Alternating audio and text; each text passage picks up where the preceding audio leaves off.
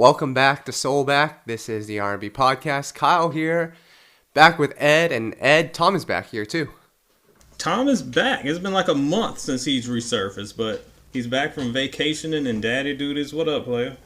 It's good to be back, guys. Hope you held it down without me. Of course we did. Always. Now, Tom, there's a rumor floating around that you were in Atlanta. Is this true? It's true. What brought you to the dirty South? I had to try the Chick-fil-A spicy chicken sandwich. That's the only place I knew where to get it from. Oh, of course you did. Good Lord. I tried it, guys. You want to know my reaction? What's that? I thought it was just okay, but then I wasn't going to eat the whole thing, and then my wife just finished the rest of mine off as well as hers. So there you go. I guess she was a fan then. At least someone liked it. Yeah, I'm not. I know they get hype. I'm not. Remember Wendy's had one? Like, it was all right. People were acting like it's the best thing ever. It's not really all that to me. Well, I actually have bigger fast food news than this. This is breaking news. You know, I don't eat red meat, right, guys? Right. I just had the next best thing, the Burger King Impossible Whopper. Man, that thing tasted like meat. Player, my wife does not eat fast food really at all, and she definitely doesn't eat Burger King, but she swears by this thing. She swears it's so good. So I might try it out, but it seems weird. I'll be honest though, I tried it. You know, I've had the plant-based meat before. Man, this thing literally just tastes. It has no taste. All I tasted was the ketchup and the pickles and the bun. So it's not gritty or tastes like Nickelodeon slime or anything like that? No. Come on, no. It's just like you get a textured patty that has no flavor, and then you get the flavor of the ketchup. So you're eating a ketchup sandwich is what you're telling me. Pretty much. It had no seasoning or flavor to me, so. I'll eat it, though. I mean, compared to other fast foods, like if I had a choice, I wouldn't mind. It's not bad for you, so I don't mind it. Yeah, I think that's what her point was. She was like, if I'm going to eat it and I'm going to eat something gross, at least I'll eat this because it won't kill me as fast. Something like that. Y'all have fun with your Play-Doh burgers, though. I don't know if I'm man enough. All right. Well, Tom, once I find out that there's an Impossible Chicken Burger, you'll be first on the call list. Tom is not giving up his real chicken. That's not going to happen. I just might have to. We'll see. Good Lord. Don't get him started. All right. Well, I'm going to get you guys started on a couple of things. Are we ready to talk about some new R&B here? Oh, boy. We certainly are. Tom, you missed a couple of good weeks. I tried to catch up, and I've heard what's coming out lately, and I heard the reaction, so I'm afraid to hear. Yeah, you should be. All right. Well, I mean, we touched on Fantasia's album Ed, a couple of weeks ago, but you wrote a whole review on it. Do you want to just fill the people in? I know they're going to go to So in Stereo and read the whole thing, but it doesn't seem like the Fantasia fans were attacking you. Were they? No, and I kind of expected them to wow, because as we know, Fantasia has a pretty dedicated fan base. And my review wasn't negative at all. Shout out to Fantasia. She even showed it a little bit of love. But essentially is what we've talked about in past weeks. I don't really think I know she was not a fan of her last album, but this one isn't that much better to me. I understand what she was doing with the diversity of the sounds, which I thought was cool. And the songs that are really in her lane, she nails those.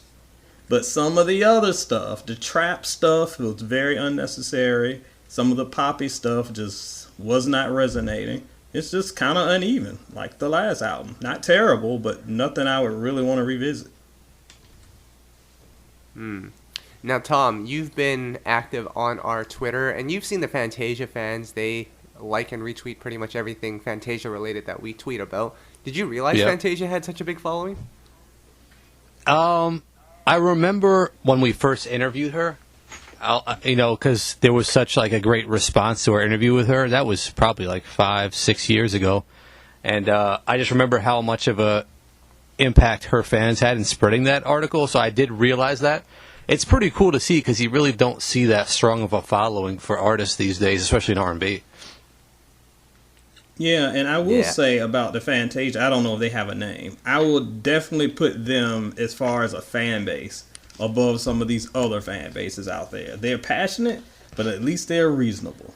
Please teach the Barbs to have some good sense, because they've been in my mentions for 2 days. Like roaches, go away.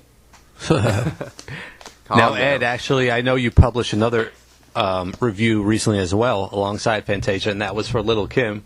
I just had to mention that because I really wanted to hear the Music Soul Child song and your reaction to it.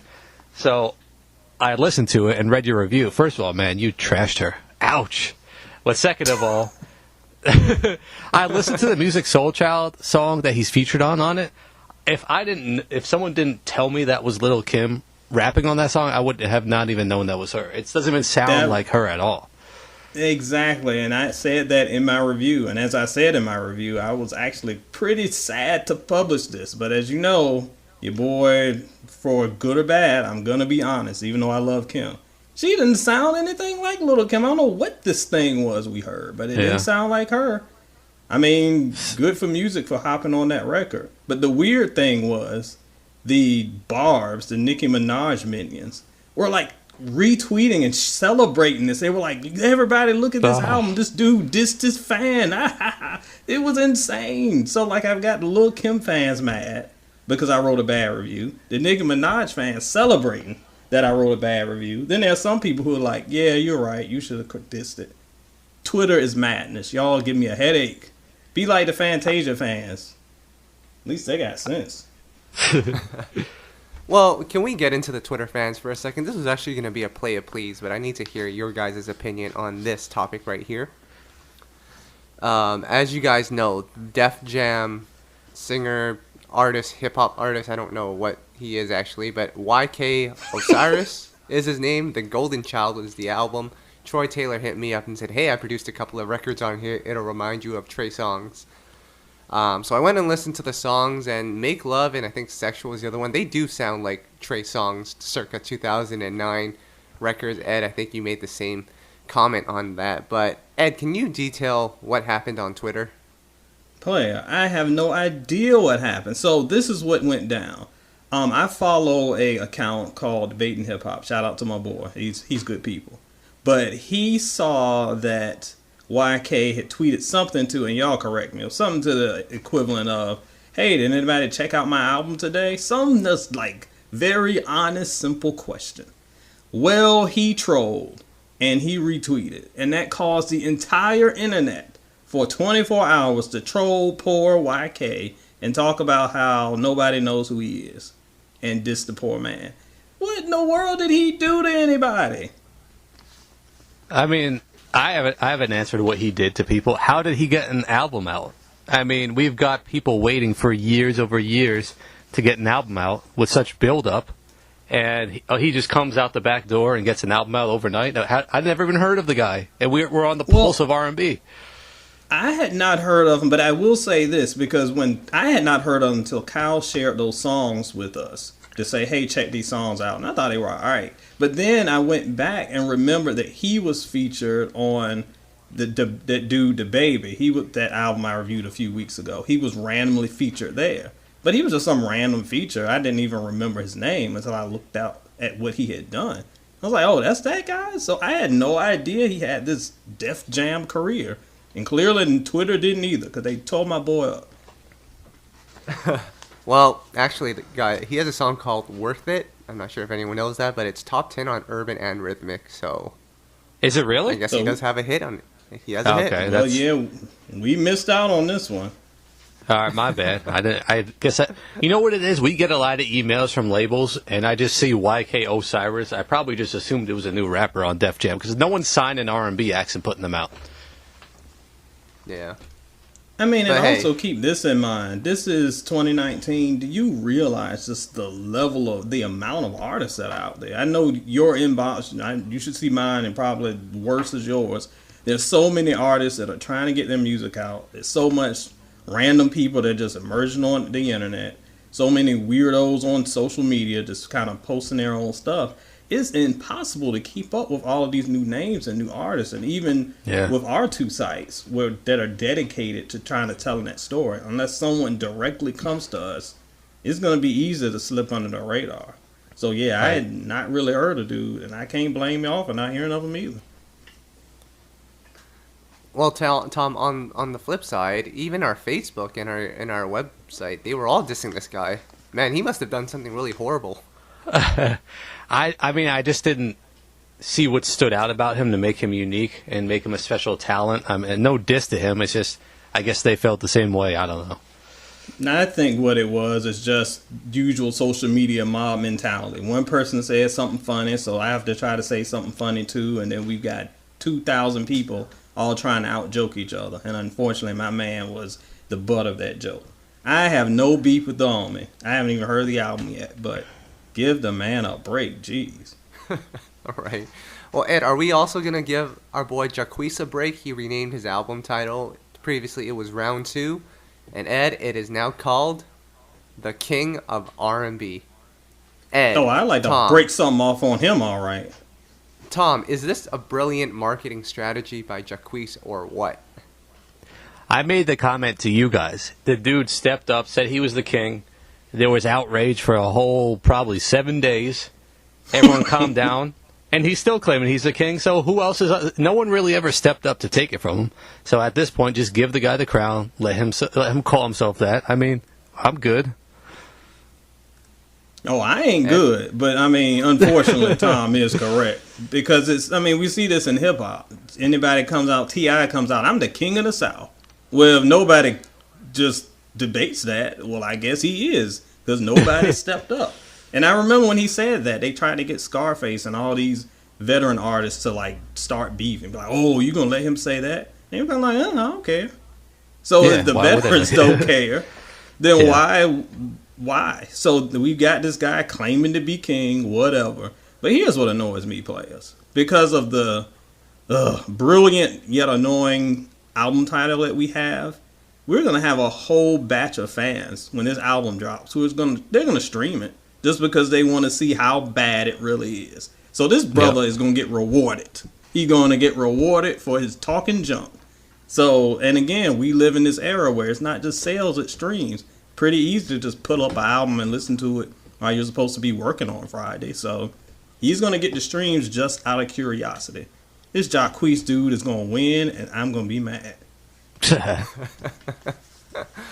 Well, he has Gunna and he has Young Thugga Thugga on the album, Ed, so stay tuned. Oh, I can't wait to review that one. Ed, can you imagine It's if been he a actually bad delivers? few days for reviews. Say what now? Can you imagine if he actually delivers a classic album? I for one will be surprised. It ain't happening. And don't get me wrong, because when he dropped his last album, I was actually saying that it was much better than I expected. Jacquees is not terrible. Well, he's a terrible human being. But with the right production and the right writers, he can be okay. I don't like this thing where he's doing now where he's like covering a bunch of 90s songs, because he cannot do that. Oh, you sound terrible. Keep doing your stuff. Stay in your lane. Holler at John L. Jones, get him to write, bring in John B., get in the veterans to help cultivate your sound. You'll be okay doing that. But player, stop trying to sing 702. Please, for my sake. Right. Tom, can we talk about Neo's Christmas album? Isn't it October? It is, but this is when this stuff comes out. It's got to take time to build. I mean, you heard it. You liked it, right? Yeah, it was cool. It was, so he had some classic records on there, classic Christmas records, and then he had, I think, 3 or 4 original songs. And I know one of your Cypher listeners really liked the project. I think Camper produced one, and it was kind of like, you know, it was a classic Neo, but he just threw, like, Christmas themes in there. There was one record, Ed, I think it was, like, talking about how his, like, family argues over dinner during Christmas time. Did you hear the project? I have not heard that, and I'm blanking on who was trying to hype it up to us. And they're going to kill me because I can't remember who was hyping it. But, yeah, there were members of the Cypher that were really like, you got to check this out. Not just because it's a good Christmas album. It was a good album in general. So, Da Brown. Yeah, it was Da Brown. Shout him out. Da Brown is the one who hyped it. So, I have not heard it yet, but I heard that it was pretty decent as far as a project. I'll go back and listen. This week has been killer, and I've been spending all my time writing terrible album reviews, clearly. So I got to catch up on the good stuff. Right. Tom, what are your favorite Christmas R&B songs? And don't say that Mariah Carey song, because we're about to hear it for the next 2 months. Oh, yes. Man. My favorite Christmas songs? I mean, probably This Christmas. That song has been covered by every single person ever, but I like the original version. Can't go wrong with that. Including Neil on this album. Oh, he did? Yeah. I really like the Brian. surprised. It's Brian McKnight and Boys to Men. Their song together. Yeah. Yep, I like- Let It Snow, another classic. Yeah, I like that one too. Yeah. And do you think this Mariah record will hit #1 this year? Without a doubt. We're ready. Oh, no question. Oh, man. A couple more records I want to talk about. Tom, your boy Tony Sunshine from the Terror Squad, he dropped a new record. He did. His manager hit us up, asked us to take a listen. We're still waiting on his debut album. Ed, do you remember when he first came out? I sure do, and I remember there was a lot of buzz around Tony Sunshine. For those who missed it, there was a point in the early 2000s where Terror Squad was really picking up some momentum, and he was like the R&B voice. So, yeah, I remember that very well. Missed opportunities along the way. He had like 7 record deals over the years, believe it or not. Jeez. It's crazy. But he never had an album yet. Well, maybe this time is the time. It's cool to see him continue to grind and push. And there's another artist that is grinding and pushing. I wasn't going to mention this, but we might as well. Nivea dropped a new album, Mirrors. It was kind of a surprise album. Man. She was supposed to join our podcast a couple of weeks ago, and she no-showed us like 3 times. But the good news is, Ed, she was on VladTV, which I guess is where all people go to for some reason. And shout-outs to Vlad. He does his job well. But how come she picked him over us? All right, can I go off a little bit? Can I go off? Because I've been holding this one in. The last time we mentioned this, I was trying, and I don't think you were here, Tom, but I was trying to behave. Because I'm like, I see Tom on my shoulder like the angel being like, pull it in. But let me speak out a little bit. If it ain't, you can edit this out, Kyle, if I go too far. But here's the thing. Oh, and y'all know, got beef, E.T. Bowser on Twitter. You can go join the barbs and yell at me there. Anyway, here's a breakdown of what happened. We invited, as you know, we always invite artists to come and use this platform because we are fans of R&B. And we know if you're listening to this podcast, you're a fan of R&B. And we want you to have the ability to hear and connect with these artists that either you haven't heard from or that are dropping projects. So my boy Kyle reached out to Miss Nivea. Not once, not twice, but 3 times. And what happened? Every time we reached out, we would be like, okay, we're going to set up the interview for whatever. It'll be a Wednesday. It'll be Sunday. It'll be whenever. We get and we wait, and we'd have to listen to that dumb little conference line song for 1,000 times. And she wouldn't show up because her cell phone broke, because the babies had to go to the doctor, because of this, because of that. But when time Vlad calls, and no beef to Vlad doing his thing, front and center and getting that interview straight. Here is my issue with that, players. If you are dropping an R&B project and there is a outlet that speaks directly to R&B fans, wouldn't you want to talk about your R&B project on the R&B outlet? Or would you like to go on the Gassed Up podcast that, let's keep it real, has a bigger fan base, but probably ain't going to talk about your project, probably will talk about all your baby mama drama and all the other stuff, and then talk to an audience that probably don't even really care about the music, but just wants to hear about the drama. So if you want to come to us, come talk about your music. If you want to go to them, go talk about your drama. But when the sales ain't popping, don't wonder why you didn't talk directly to the audience who would have picked up on those sales. I know I'm sounding like Suge Knight talking to Puffy. Come to Death Row, where you don't have to hear all that dancing in the videos. But come to the SoulBack podcast, where you don't have to be dancing with your drama. And we can talk about what is most important and what these fans want to hear, your career. But I know y'all just rolling with the most popular, so go have fun with that. We'll see how these sales shake out. Ed, I gotta be honest with you. I'm not one bit disappointed in you. I really don't even care anymore. So you could say whatever you want. I may not co-sign you, but I just don't care. You know, I'm kind of sick of it too. So let's let them have it.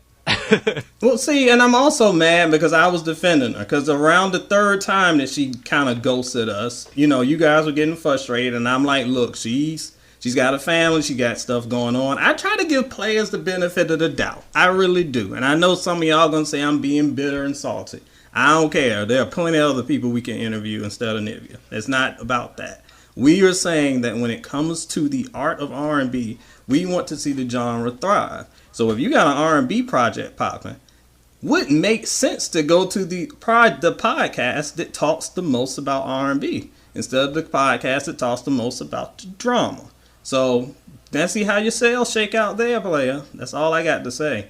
But don't come crying to us when the sales not popping. I'll let you chime in, Kyle. But first, I just want to say what these artists don't get is you can go to a site like VladTV, and of course they have more viewers, but the minority of the people who view your interview even care about what who Nivea is. They're hip hop fans, the majority. Everyone who comes, I Got Soul and Soul in Stereo, is R&B fans. So even though they have a bigger following, the reach you're going to get out of an interview on an actual R&B site is going to be, better. It's just, it adds up differently. They don't look at it like that, though. They just want numbers. They don't look at, how it breaks down the views, who matters, So that's what, I don't think they get it. But Kyle, I mean, you made a post on Instagram, and you were a little bit upset about that. But what did you think? I mean, it kind of touches exactly on what Ed was talking about. And I'll give you a perfect example as we talk about VladTV's viewership. And again, this is not a shot at Vlad or the Breakfast Club or whoever else people have mentioned. No, not at all. But I'm looking at the comments on this Nivea interview on VladTV. Someone wrote, "She fine as hell, I'd clap those cheeks." Someone else wrote, "Watching this made me want milk." Mm-hmm. Oh my. And someone else says, "She seems high." And another comment wrote, "All I see is titties." So with all of that said, it's like you wouldn't see those comments, or maybe you might see a little. I've seen those Claudette Ortiz comments on our page. Yeah, I'm sorry. I probably made those. There is some creeper out there talking about he wants to suck Claudette's toes or something. It's disgusting. I don't. Okay, that one won't me. To me, I get some creepy comments too. And Mac Wild's Tom. There's this like crazy Mac Wild fan that comments on our Mac Wild interviews like every 3 months. But regardless, aside from those people, the majority of our fans are R&B fans. They want to know about the creative process. They want to know, what their mindset was like when they created the project. They want to hear about the history of their discography and their journey. Like, that's the stuff, to me, as far as an outlet that we care about and that matters to us. And I know there's an audience for that.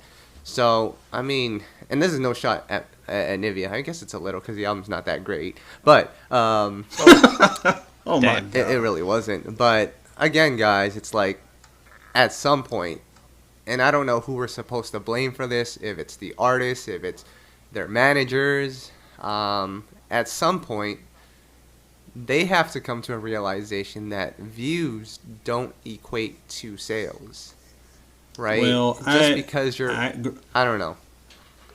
I totally agree. And I was having this conversation with my wife just yesterday, in fact. And a lot of this, we talk trying to place blame with, whether it's Nivea, whether it's the management of her team. Honestly, it's the culture, because we have a culture that basically says your worth is determined by your follower count and your view count. And people will look, I have the blue check on Twitter, whatever, and people get gassed up about that. It's whatever. Because at the end of the day, it's not about the check. It's about what you can bring and how much quality you have, and if you are really a voice in your audience, for your audience, I should say. So people get so caught up on followers. I have one of my mentees has more followers on Instagram than me, than my wife, and I got Soul's accounts combined. I'm not exaggerating. He has that. He just graduated high school. He was just very popular in high school and makes very popular videos. Because of that, people will look to him as an influencer because he's got like 141K followers or whatever insane number it is. That boy don't know how to do nothing. Shout out to my boy. That's my boy. But just being honest, like, he is a young man still learning the world. But we have placed so much value on how many followers you got, how many dishes you got, and how many that you got. That does not convey experience or intelligence or ability to speak to a certain audience. It doesn't mean you have a lot of people looking at your stuff. That's why I do not get caught up in blue checks and follower count and none of that stuff. Because a lot of people y'all following, they have no idea what they're talking about. And again, to clarify, we are not dissing Vlad at all, but we are talking about the importance for R&B artists going into this new decade. If you want to get your projects out, especially you veterans that's been gone for a minute and you trying to get back on, you need to speak directly to your audience. You're going to find your audience at You Know I Got Soul. You're going to find it at Soul and Stereo. If you want to find your audience of people who just like to look at your Instagram posts, you can go head on to those bigger sites. But talk to your audience, not the randoms. I'll just Tom, add isn't one it- more thing. Go ahead, Go Tom. ahead, Kyle. Well, I was gonna say, isn't it true that her team actually submitted the album to us, but still there was no interview offer in sight? Yeah, I mean, it was interesting to see that. I mean, not surprisingly, really. I mean, it is what it is. I honestly don't feel like these people, these artists, or these teams have any clue of what they're doing or what's going on. But in reality, I had a friend of mine hit me up, and I'm not going to name who it was because he's been on this show before. I don't want to put him on blast, but he said, "What is Nivea doing, and what is up with her album cover?" I mean, when I saw the album cover, my immediate thought was, why would she? She doesn't get it. I mean, I'm not trying to be judgmental, but like, I'm done on this topic. It's views and clicks, player. Say what it is. It's views and clicks. And it will get shared and it will get views and clicks. But is anybody clicking on the actual playlist? Anybody listening to the music? Or we gawking at the gold dust looking picture? Gold dust? Gold dust. Wow. Mrs. Gold Dust. That's what I thought. That's what it looked like to me. Well, on YouTube, and just to show you how undefeated the internet is, someone wrote, "She looks like a filled garbage bag with old wigs." Damn. Oh my god. That's awful. So only Stop find that on it. VladTV, not on the SoulBack Yeah, there you go. Not on here. Wow. Yeah. So, man, you know what? Shout outs to Nivea. We actually have nothing against her. We just kind of wish that she had joined us on the podcast, but hey. Oh, I'm mad I got stood up 3 times. Player, I got stuff to do. Yeah. Facts. But Yeah. other than that, I have no problem with, her material, or even her as a person. I just expect a little bit more professionalism. That's all I say. And I know they're going to be heated. So anybody's mad, directed toward me, not my boys. So get mad at me. But I said what I said. Well, we've got enough, some music that's coming out. JoJo put out a new record, Joanna, and I think she's going to have a actual lead single come out in the coming weeks. And Tom, I think Nicole Bust is set to come out soon too. Well, hold on about JoJo. She's fired up. Did you guys hear this song? I have not heard this yet. Yeah, I heard a little bit of it. She's addressing the haters, and it seemed like she has some stuff to get off her chest on this song. I don't know what would happen to her, but you guys should check it out. Well, as we know, and I think most of our listeners know, JoJo has had a tough road when it comes to labeled politics and a lot of things. She's frustrated, so I'm not surprised that she's gonna let it crack. But like I say, let it out in the music. That's how hits are made. Yep. Apparently, her album will be more urban/R&B, so we shall see what happens with that. Nicole Bust has a project coming out October 18th. Isn't that in 5 days, Tom? It is. That'll be interesting to see how that one does. Yeah, I kind of feel like she probably should have released it earlier when her single was blowing up. I know she has a follow-up, Mr. Big Shot, but I don't know. It just seems like kind of a random release to me, but we'll see what happens with that. And then Chuck Harmony and Claude Kelly, Louise York is set to come out with their album as well.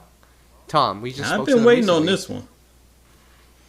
Lewis York, our boys. Man, they have one of my favorite songs this year. We'll have that interview coming out soon. Yep. And then, of course, Tank is set to come out later this month, as well as Gallant. So, Tom, a lot of good music. And Ed, you're going to have to do some reviewing here. Yep, I've got Galan on my slate. I had planned to listen to him. Shout out to his team. They gave us a sneak peek of that, so we'll have a review of that pretty soon. Tank, we shall see. I feel like we go through this every other year, but we shall see. Do you guys realize that Raphael Sadiq put out an album this year? Yes. No, I just feel like I'm just looking back at this year. There was so much anticipation of an album for him. In that moment, he did so many interviews and press, and then it kind of just fizzled away. He didn't push it to radio.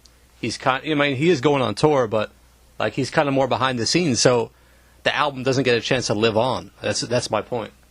Yeah, and the thing is, I really like that album. Shout out to my man, because I know that album, a lot of people were kind of scratching their head because it's very dark and not as, I wouldn't say it's not soulful, but it's pretty heavy. It's a lot heavier than people expected. I really liked it and thought it was one of the better releases of the year, so be definitely on my end of the year list for sure. But I agree with you. There wasn't a lot of there was a lot of build up in interviews and hype, but man, right after the project came out, then that was it. And that's something we see a lot this year, where artists, we have the Niveas where artists just drop an album out of nowhere, but then we have some that have a little bit of momentum behind it. The album comes out and people talk about it for like a day or two, and then they're on to the next. It's really hard to get a foothold in this marketplace without radio singles churning, without BET playing the video 24/7, no Midnight Love to shove the songs down your throat. So it's kind of hard to kind of stay at top of mind. Well, Kyle, let me ask you this. When did Solange's last album come out? I believe that was this year, actually. Was it? It was. It was early this year. I'm looking at albums that came out. It just seems like it was so long ago. It was in March. It's just so much music is on our plate these days. It's so, it just seems like it fades away so quickly now because there's so much music. Well, Tom, I actually spoke to the producer, Harmony Samuels, our boy H Money, and I was complaining about, song length and them being 2 minutes and 30 seconds, and he actually made a interesting point. From a streaming standpoint, it actually makes more sense mathematically to have songs that are so short, because then you can repeat it over and over again. Because you can't really repeat a song that's 5 minutes long. So I think due to these songs being so short, there's just an influx of records coming out, and people aren't taking the time to put a long song out, which I guess would take longer to create as well. Yeah, but if the song... Can you pack the same quality into 2.5 minutes that you can into like 4 minutes? Is it, if you can do that, more power to you. But who's going to keep streaming a song that's 2.5 minutes if the song is not even that good? Well, exactly. And shout out to Harmony, because I know he knows what he's talking about. But this reminds me of a conversation with our boy, John Michael. Shout out my dude. And he was talking about this on the Solar Stereo Cypher a couple days ago. He's right, artists are putting out shorter songs, and that may be strategic, but as John pointed out, to make a longer song takes more time, more effort, more production time, more writing time. At the end of the day, these artists are just putting out smaller songs because it's quicker, and you can do a quicker turnaround, and it's, for lack of a better term, lazier. So it's easier to put out more music quicker if you're just doing 2-minute songs, no bridges, 1 or 2 verses, that's it, than it is to have a fully formed, crafted song. And then we are training a generation of fans that these 2-minute songs are the norm. So then when they hear a 4-minute song, they're like, oh, this is too long, I'm tuning out. So we're just kind of feeding into this microwavable culture of music is supposed to be short, it's supposed to be disposable, it's supposed to be for the moment. And then people wonder why we don't have any classic albums. Well, because albums come and go like the seasons, and nothing lasts. That Solange album, I had a lot of problems with that Solange album. But Tom is right, that feels like 2 years ago. But no, that was a few months ago. And we're in an era where we get, 3 or 4 releases a week? No, and with like 30 tracks with 2 minutes, there's no way that this stuff is actually going to stick to your ribs, so to speak. So we're just in a culture and a mindset where people want quick, fast, in a hurry, something that I can vibe to until I can get something new to vibe to next week. Weird times, dog. Hold on, Ed. Weren't you the reason why Old Town Road hit #1? Weren't you streaming it like 24/7? And that song's only like 2 minutes long too. I'm going to stream these hands all the way up to Canada. Wow. I can't wait till that dude falls off. Why is he still around? Didn't he like retire? I wish he did. I know that there was a point where he was all stressed out by the fame because basically the label made him a star. This is just some YouTube dude. He didn't want all this attention. So I think he started stressing out and wanted. That's why he was talking of retiring. But, you know, Jay-Z retired too, and here we are. Well, guys, I want to get on topic to something that Ed posted on his So in Stereo cipher. I participated in it. Or sorry, soulandstereo.com. I participated on it along with a panel of experts, R&B experts. And Tom, I want your, and this is one of those rapid fire things. Give me your top 5 R&B songs of the decade. How is this rapid fire? Of the decade? Okay, let me just scan through my whole memory real quick. This player just said he can't remember what came out in March, and you asking him about the decade? Jeez. And Can Tom, Ed just share with us his, please? Hold on, and Tom, Darnell Jones, Where I Wanna Be did not come out 2010 later, so you can't say that one. Oh, damn. Must have just missed. Just missed it by 20 years. Sorry, you're old. I can't even think of any song that came out between 2000 and 2010. Are you kidding me? All right, well, I'll tell you what. I'm going to name the top 10 records, and then Ed, if you want to comment on it. But before you comment on it, let's hear Tom's reaction to each of these records. I'd be curious to hear what Tom, now that he's looked back at it 10 years later, and to be fair, before you jump in, Kyle, again, this isn't necessarily my list like some of the other lists we've discussed. This was a list of, we've had panelists that included Kyle, who came together and nominated 30 of their top picks of songs for the years, and we compiled them into one big list, averaged them up, everybody ranked them, and there you go. Ed, right, Tom, I just realized something. I never even got an invite to this cipher. You didn't, because you were like out of town and birthing babies and visiting stadiums. There's all this conversation going on without me. I want in, Ed. Well, now you get in. Now that you're back from your stadium. I don't know if you want to get into that. Tom, imagine it being like the Shade Room, but even worse. I'm out. Oh my God. I'm out. Leave me out. It wasn't a Nivea interview. Calm down. All right. So I'm going to name the top 10 songs, and Tom, you're going to give me your reaction. Your thoughts on the song or anything. Just give me anything. Before we get into the top 10, here are some songs that missed the top 10. I'm gonna make you cry here, Tom. Number 16 was Michael Jackson's Love Never Felt So Good. Okay. 14, great song. One of your favorite songs, Couple of Forevers by Chrisette Michele. Great song. Number 12, Frank Ocean, Thinking About You, which I think I ranked at like 90, so I'm not sure how it ended up at number 12, but, you know. Because everybody else ranked it at like 5. I would have put the Bridget Kelly version, but okay. All right. Top 10 records here. At 10, we have Sierra, Body Party.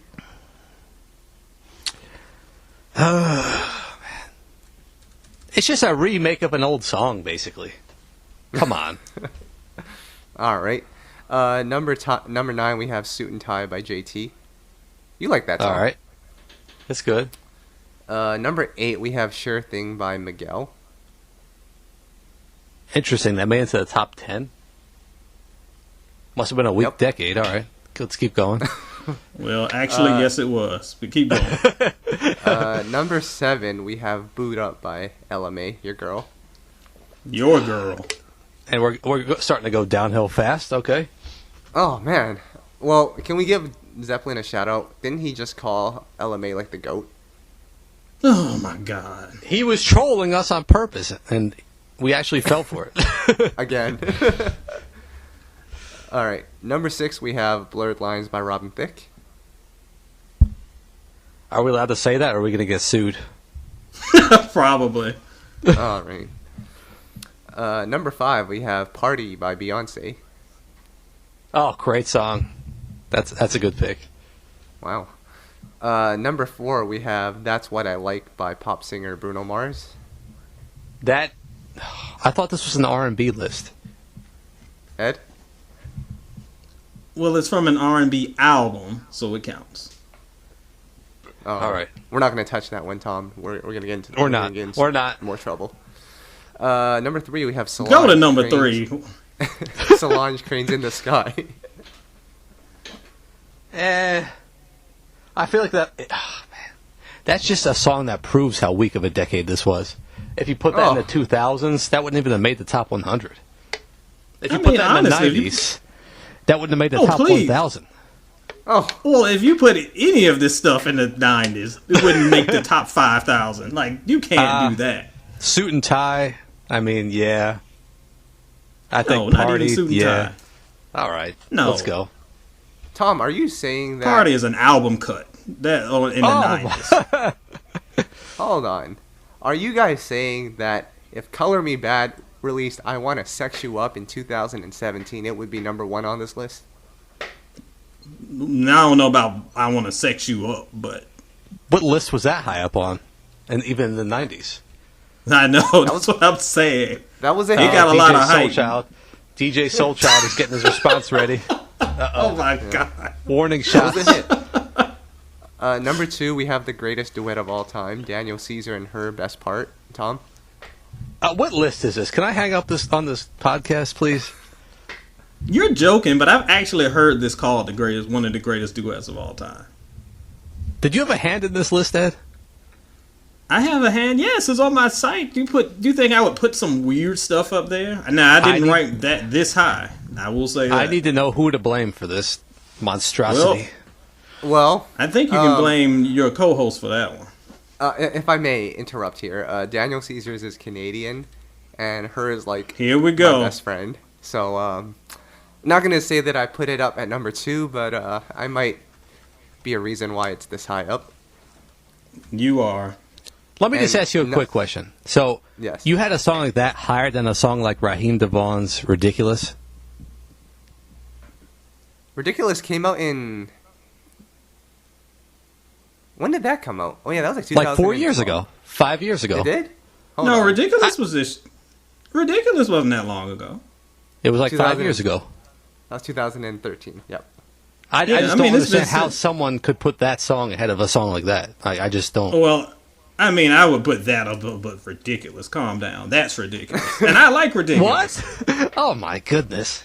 Hold on, Tom. This, I'm going through the list right now. I don't even see Ridiculous in the hundreds. So exactly. No, that just. Did you even rank the song during this whole list, Ed? I sure did. That's why Ridiculous was at number 101. Really? Oh wow. No, Ridiculous wasn't up there at all. I like Ridiculous, my but calm goodness. down. what? Oh my goodness. Ridiculous better than Best Part is the most ridiculous take I've ever heard. Even Raheem would be Part? like, I don't know about that player. Oh my goodness. You guys. So before we get to number 1, Music Soul Child did appear on the list at number 71. I Do. I actually like Ridiculous better than that song, to be honest. And Shout out to the gra- your boy the homie Alex. I think he nominated that one. When I saw that, I was like, oh, it's like Tom slid somebody a couple dollars to get his song up here. Wait, who? I know this person? No, you don't know. Oh, okay. He's a listener of the podcast. Calm down. Shout out Alex. And the best song of this decade is Adorn by Miguel. That was unanimous, it appears. Tom? That was quite unanimous. It just seems There's no like the list- ridiculous though. It just seems like the list is a little more trending towards more recent stuff because like people's memory doesn't go back past 5 years. That's my take. Adorn was not recent. It's But older than Adorn is- ridiculous. But that's just like a safe answer, though. Well, some might say Adorn is still charting on the Urban AC, so Well, it's true. I'm just a little upset, guys. It's okay. Ed, I'll tell you why Tom is upset. Oh, I know Tom- why, but go ahead. No, he's mad that you didn't put his favorite Faith Evans post 2010 record on this list.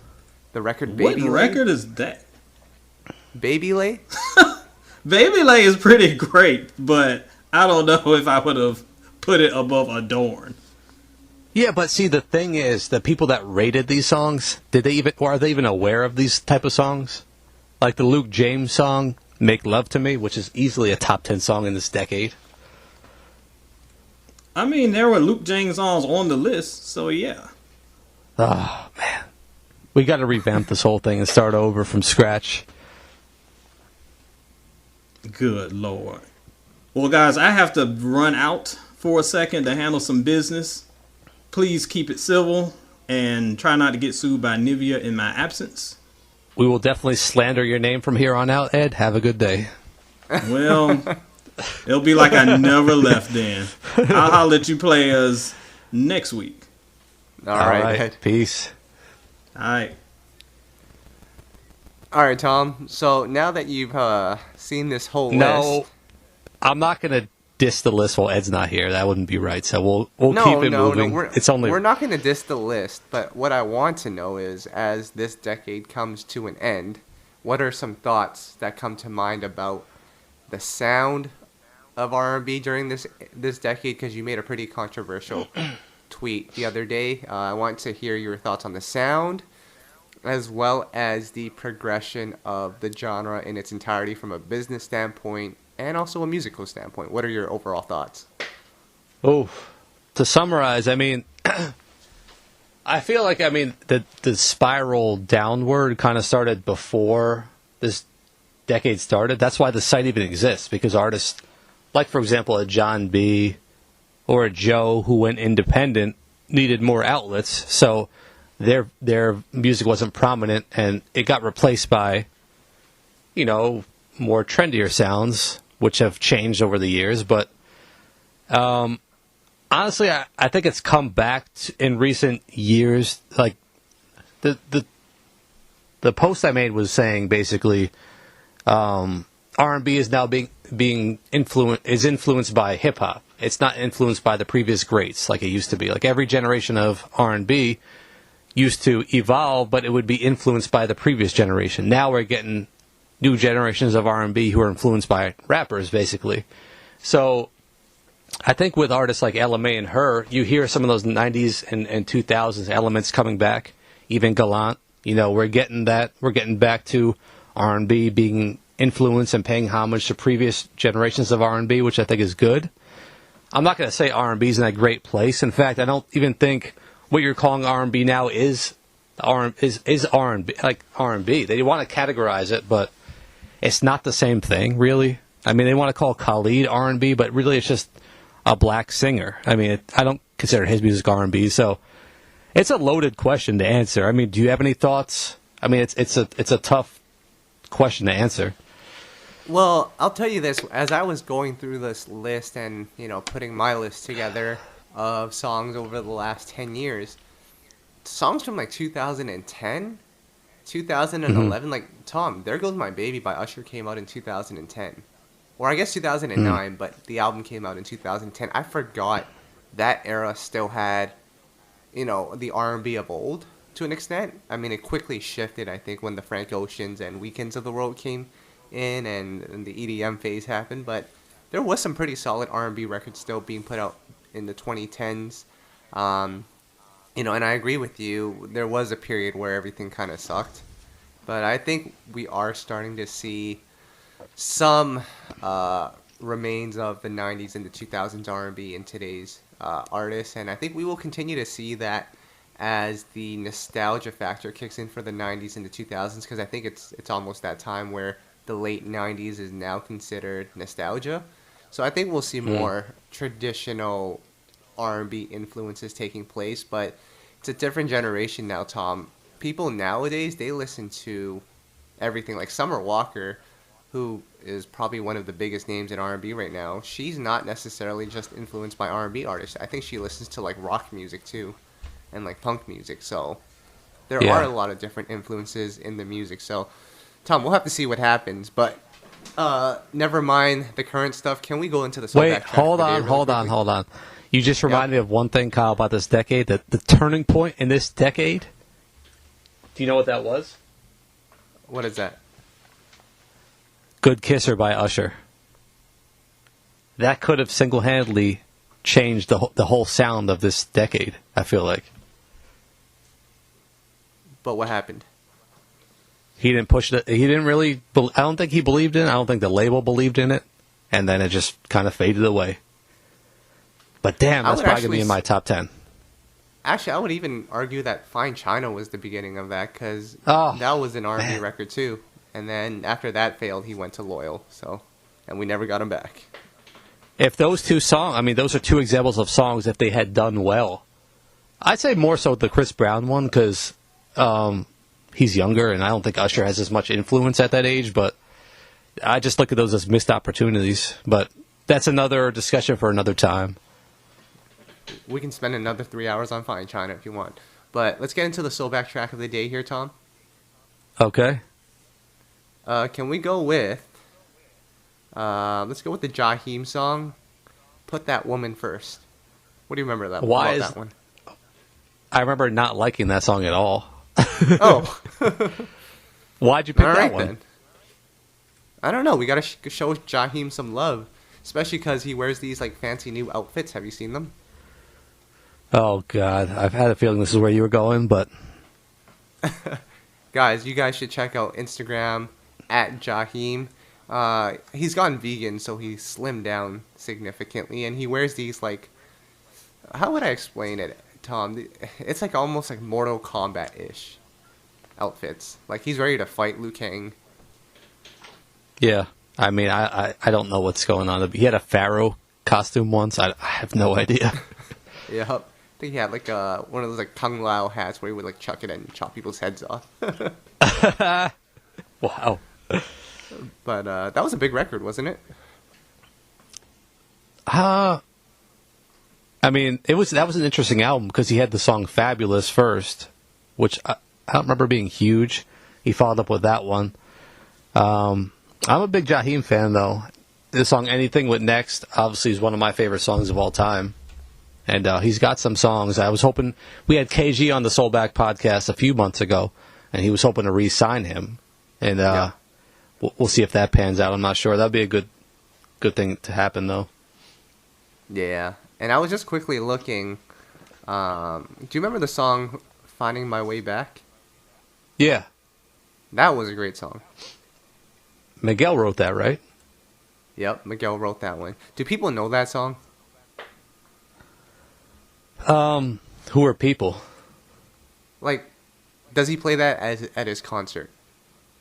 Oh yeah, definitely. Oh, okay, so That's I'd 'cause say that's one of his prominent songs. Yeah. yeah, I just feel like songs that came out in like 2009 and 2010, it's like it can't be considered nostalgia because it still feels recent to people, but it's not necessarily new. It's in this like weird space where I feel like a lot of artists don't perform songs from that era. You know what the interesting thing about Jaheim though? You made me think of it. When I've been to his shows, his audience is pretty old, and he's not even that. I think he's like 40, maybe. I don't know, but like think about it. When he came out, he gravitated to an older audience off the bat. I mean, you don't see that anymore. You see artists coming out and the kiddies latching onto them. But like, if you go to a Jaheim show, I might be the youngest one in there. It's interesting. That's what you get when you have a soulful voice, Tom. Yeah. Yeah. So we're gonna lay off the play of pleases for this week unless you have one. No, I'll wait till Ed gets back. Can I give Ed a player, please? For what? That list, man. That I can't get over it. That list. Well, you'll have to make your All own list then. But I might have. Tom, I might have to. all right. Well, I think that's it for this week. What's going on with I Got Soul? You should tell us what's going on, man. You've been killing it with these interviews and shows. Tom, I'm All of a fired sudden, up. people are coming to Vancouver. Yeah, I've been doing a lot of interviews. So I have one with BJ the Chicago Kid that I plan on publishing soon. Gallant is another one. We just interviewed Claude Kelly and Chuck Harmony. I interviewed who did I interview? Harmony. I'm trying to get Genuine. And maybe I'll get Summer Walker and Daniel Caesar. I don't know if they actually do interviews, but we shall see. I want to keep this thing going. I feel like we have great momentum and we're making great strides. And honestly, this just seems like a good opportunity for us to continue pushing, especially with the uprise of R&B in terms of popularity. Plus, we want to keep our foots on these other R&B blogs next. Can we say that? Oh, man. I don't know if you want to say that. I'm just kidding. Also, aren't you going to be appearing on another podcast soon? Yeah, NPR reached out to us. They're going to have us on their 1A show, which is pretty cool, to speak about the evolution of R&B in recent years. So it was pretty cool that we were able to cover some of that on here. So I'll be representing the brand for that. That's a pretty cool honor to have. Yeah, I was trying to figure out. I was hoping that I would get invited too, because if it was just you, you would pretty much trash everything. But I think you'll keep it PG and you'll keep it politically correct, but you might just end up trashing everything, Tom. Do I have to bring up that Best Part song to sound like I'm smart? Yes, you do. All right, Tom. I think that's it for this week. I think we're out of here. Ed will probably join us again next week. He had to take care of some business, but we'll all be back next week. Actually, I already fired Ed from the show. We got Barry Bars joining us next week. Barry Bars, we love you. All right. Peace. Man. All right, man. We're out. All right, man. We're out. All right, man. We're out. All right, man. We're out.